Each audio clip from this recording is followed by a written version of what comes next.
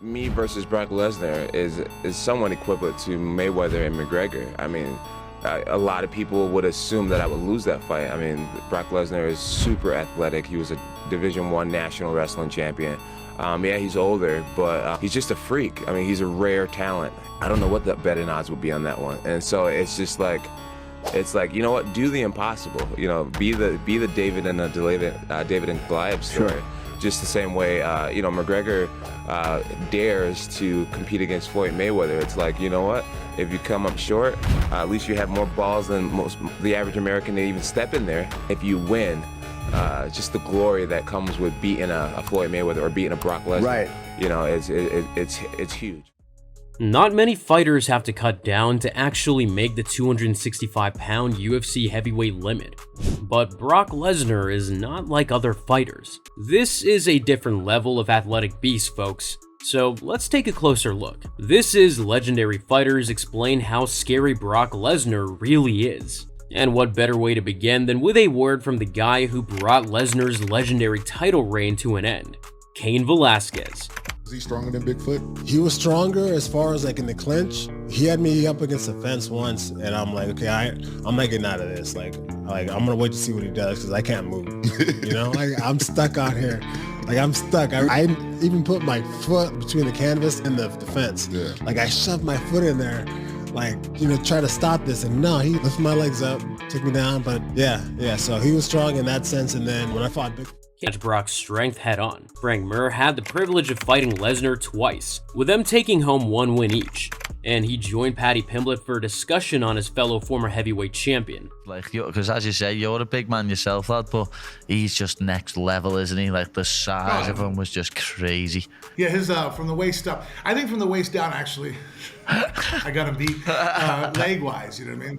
Deadlifting and whatnot.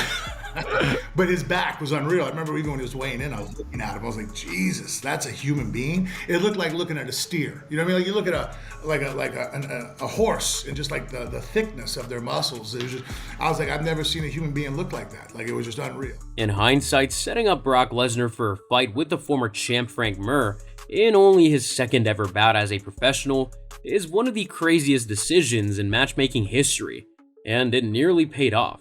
Lesnar came out like a train and almost had Mir in real trouble. You can hear in Mir's voice just how shocked he was to actually see this giant man in the flesh, and the fact that he managed to leglock him in the first round is pretty damn impressive. Georges St-Pierre knows a real martial artist when he sees one, and he's not under any illusions about Brock's pedigree. In terms of Brock Lesnar, Brock Lesnar is a very decorated wrestler. And he was world champion before. Of course, he got suspended because of performance-enhancing drug, and right away he's back for a title shot. That's why people is complaining. This I understand. But in terms of his pedigree as a fighter, as a martial artist, I consider wrestling, boxing as a martial art as well. He's a well-decorated athlete, and he proved his skill before. If GSP is calling you a legit fighter, then you're a legit fighter. Tito Ortiz seems to think that he'd be a pretty good matchup for the 300-pound Lesnar, which I guess is kind of funny. How do you think Brock Lesnar's going to do against Daniel Cormier if that fight happens? Man, see, I like Brock. Brock's my boy. My kids love Brock. I like Daniel Cormier also. He's an amazing athlete. You can't do both. You can't do the professional wrestling and MMA. You pick one or the other. And if you try to mix both of them, you're not going to do well. But I think Brock does have a chance. Someone's asking on here how you would do against Brock Lesnar. How would I do against Brock Lesnar? Now, come on, people. Brock, you know. It would be submission. Come on. I'm a wrestler. I can defend the takedown. He's a bigger man, so I'd be looking for chokes, rear naked chokes, guillotines. I don't know. I'm willing to challenge my skills versus his. He outweighs me by a few pounds, but I like Brock, man. I think Brock's a good dude. I think he's a good athlete. I think he's worked hard for where he is today. And I'd have to team up with Brock, not fight against him. Ortiz has never really been known for his ability to think before he speaks, and yet he seems to be pretty confident that he could step up in weight and deliver the goods against this former heavyweight champion. Could Tito win? Well, in theory, I suppose it's not the most insane prediction ever, but in all likelihood, Brock would absolutely maul him into oblivion. Maybe he just wants the payday behind it. Tony Ferguson was actually the winner of the season of The Ultimate Fighter that featured Brock as a coach, and so the two have quite the history. You guys gonna be bigger than you though?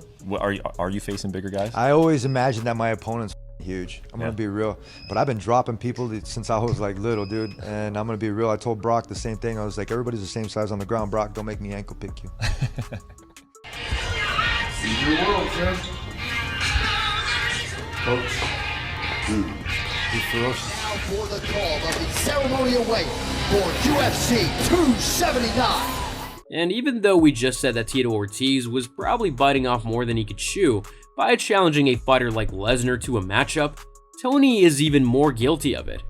Jon Jones was clearly doing his utmost to sell the idea of this fight and the challenge that Brock would oppose. Brock Lesnar. If you want to know what it feels like to get your ass kicked by a guy who weighs 40 pounds less than you, meet me in the octagon. Me versus Brock Lesnar is somewhat equivalent to Mayweather and McGregor. I mean, a lot of people would assume that I would lose that fight. I mean, Brock Lesnar is super athletic. He was a Division I national wrestling champion. Yeah, he's older, but he's just a freak. I mean, he's a rare talent. I don't know what the betting odds would be on that one. And so it's just like, you know what? Do the impossible. You know, be the David and David and Goliath story. Sure. Just the same way, you know, McGregor dares to compete against Floyd Mayweather. It's like, you know what? If you come up short, at least you have more balls than the average American to even step in there. If you win, just the glory that comes with beating a Floyd Mayweather or beating a Brock Lesnar. Right. You know, it's probably the volatile situation. One mistake, Lesnar's name gets mentioned, but this wasn't meant to be. And finally, how could we leave without this Stone Cold classic from the former UFC lightweight champion Islam Makhachev? At this point in his career, it's important to remember that Islam Makhachev was actively struggling to find opponents in the lightweight top 15 who would actually fight him. These dudes didn't want to risk their own ranking spot against a guy who was probably a terrible stylistic matchup for them. We'll admit that the idea of Brock rolling with Islam would be hilarious, but also kind of fascinating in a way. How about if Khabib and Islam both teamed up to take on Lesnar at the same time? But what is your favorite Brock Lesnar performance? And how far do you think he could have gone if it wasn't for his injuries? Let us know in the comments below. Enjoy this video? Be sure to smash the sub button and stick around, and support the channel by checking out some of our other uploads. Thanks for watching.